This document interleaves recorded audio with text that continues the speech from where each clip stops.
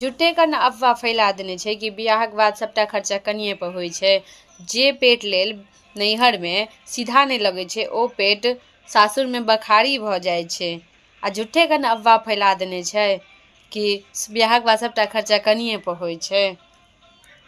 दुरागमन के बाद जे भोज होइ छै तऽ जेकर खेने रहै छै ओकरे खियाबै छियै, तऽ झूठे के ने अफवाह फैला देने छियै कि बियाहक बाद सबटा खर्चा कनिए पर होइ छै। किछु दिन बाद अहाँ बेटा पुतोह के हनीमून पर भेजै छियै तऽ ऑफिस और अपन समाज वाला के देखबऽ लेल भेजै छियै, तऽ झूठे के अफवाह फैला देने छियै कि बियाहक बाद सबटा खर्चा कनिए पर होइ छै। ठीक 1 साल बाद अहाँ सब ख्वाब देखे छियै केओ दादा बनऽ के केओ दादी बनऽ के, तऽ झूठे के ने अफवाह फैला देने छियै कि बियाहक बाद सबटा खर्चा कनिए पर होइ छै।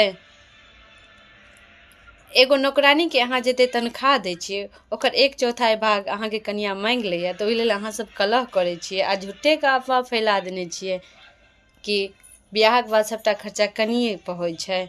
हाँ, 100 गो में से एगो कनिया एहनो होइ छै जे पेट के लेल खेत बेचवा दै छै, जे पेट के लेल खेत बेचवा दै छै, तऽ वएह बर सब भ्रम में घूमै छै कि बियाहक बाद सबटा खर्चा कनिए पर होइ छै। बियाहक बाद सबटा खर्चा कनिए पर होइ छै, लेकिन झूठे के अफवाह फैला देने छै कि बियाहक बाद सबटा खर्चा कनिए पर होइ छै।